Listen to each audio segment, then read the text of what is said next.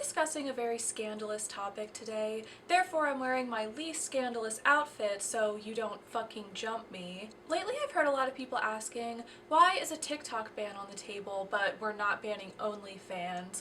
Why is TikTok considered dangerous but Pornhub isn't?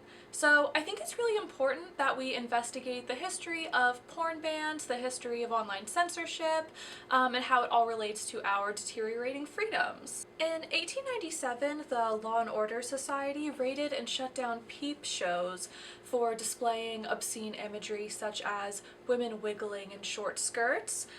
They were heavily involved in protecting America from vulgarity and the evils of alcohol. They also advocated for banning prostitution due to it luring in and tainting pure, innocent white girls, and they also referred to this profession as white slavery. This panic about white slavery led to the White Slave Traffic Act of 1910, which made it a felony to transport any woman or girl for the purpose of prostitution or debauchery or any immoral purpose. This is a tactic still very much in use today, where the government passes legislation that might seem beneficial on the surface. Like, obviously no one wants to argue in favor of trafficking, but the way that it's written is deliberately vague so that it leaves it up to the people in power to decide what or who is immoral. Which is exactly what happened in 1910. This act was used to criminalize consenting adults. Predominantly it was used to prosecute people having premarital sex and black men dating white women. In the cases where women testified that this was consensual, they were sometimes charged as accessories to the crime. Which makes no sense, but again is very reminiscent of how banning prostitution and porn functions today. There's an article titled "NYPD Cops Cash In on Sex Trade Arrests with Little Evidence While Black and Brown New Yorkers Pay the Price."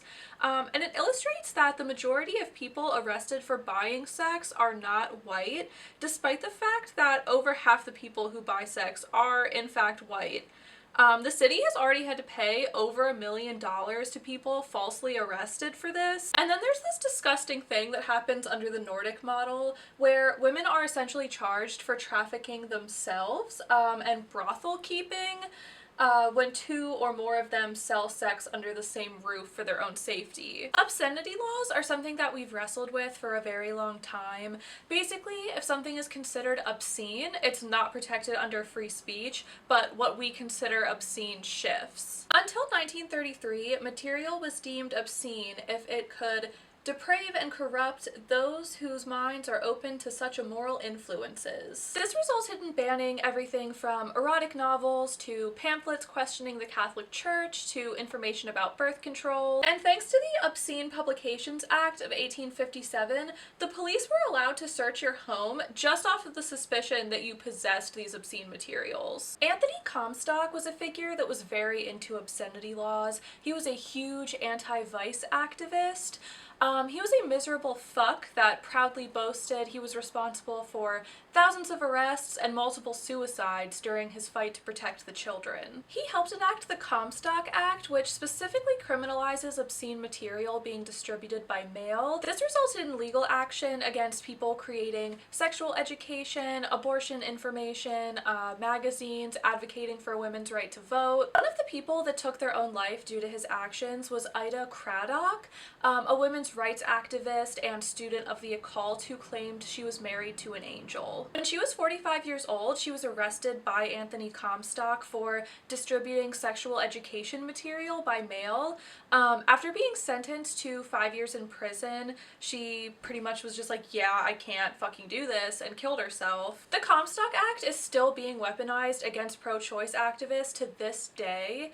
On the bright side, Anthony was assaulted multiple times during his life, including being stabbed in the head.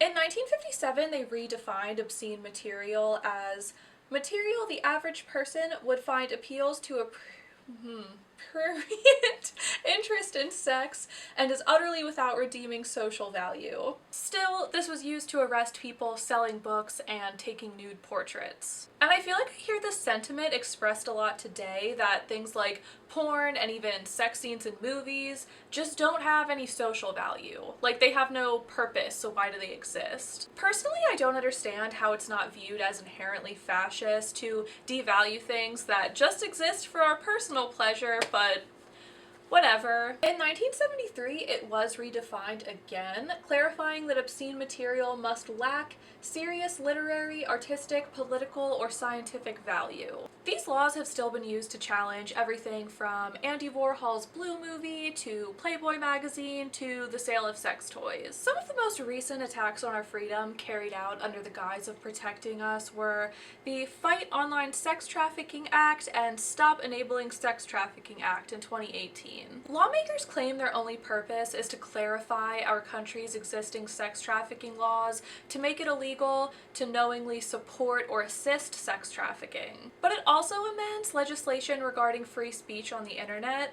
Initially, websites could not be held accountable for content that their users posted thanks to Section 230. Like, if I posted something criminal and heinous on Instagram, I could be prosecuted, but Instagram could not, because why would you hold other people legally responsible for my actions?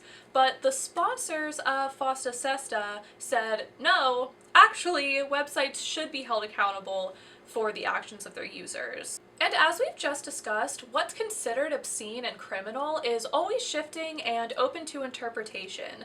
So if platforms have to live in fear of being held legally responsible for the actions and conversations being had by their users, of course it's in their best interest to enact harsh censorship and surveillance, which is exactly what happened. If you were online at all in 2018, it was very easy to notice the sudden increase in banned accounts and removed content. I will never forget the devastation of my account disappearing, despite the fact that I wasn't posting anything more scandalous than most influencers. I used that account to share art, connect with my community, talk to customers, and it just vanished. I was technically banned from Instagram entirely for supposedly sharing harmful content. Like, my device could not access the app. I had to use my boyfriend's phone to make the account that I have now. I knew people who mostly shared political and educational content who got their accounts banned, and ever since then we've witnessed increasingly aggressive moderation of anyone who might be considered obscene, which obviously is just going to be every marginalized person. But the first tragedy that we witnessed with this was the closure of Backpage, a move that ripped away an important safety tool from sex workers and did absolutely nothing to combat trafficking. Nissa Chopra, an attorney who works with anti-trafficking organizations, published a blog post voicing her concerns about the bill. SESTA is more likely to eliminate a crucial lifeline of trafficking victims and less likely to stop traffickers from carrying out illegal activities. If it's not Backpage, they'll find another channel, one that's much less visible and would make it much harder to find victims. A legal analysis published in the Columbia Human Rights Law Review by Kendra Albert, Elizabeth Brundage, and Lorelei Lee stated, FOSTA has had a chilling effect on free speech, has created dangerous working conditions for sex workers, and has made it more difficult for police to find trafficked individuals. Most importantly, survivors themselves and their advocates have spoken out about this legislation. The Freedom Network, a large network of anti-trafficking advocates, said, further criminalizing consensual commercial sex work is no way to protect victims. Websites have an instrumental role to play in the investigation and prosecution of traffickers. Katie Simon, a harm reduction activist and sex worker, raised concerns about the community she serves.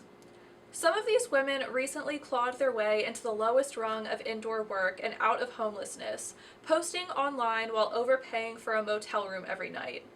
They're still dealing with all the bullshit of criminalization and poverty, but still, they tell me they're much safer and their quality of life has improved. SESTA will send these women back to the abusive managers, cop violence, rape, and monotonous misery of street work. Basically, America has continued its long-standing tradition of harming the most marginalized among us while pretending to protect them. It's tragically easy to be misled and misinformed if you're not a part of these communities, and because of this lack of awareness, attacks on our freedom to express ourselves, enjoy our lives, and survive under capitalism continue to ramp up. People celebrate porn bans while crying about TikTok bans, not understanding how deeply intertwined they are. And of course, people are going to say, well, that's different. Porn is evil and misogynistic and addictive. And I would love to talk about that, but I will ramble for an hour, so I'm going to collect my thoughts and my sources and make a part 2.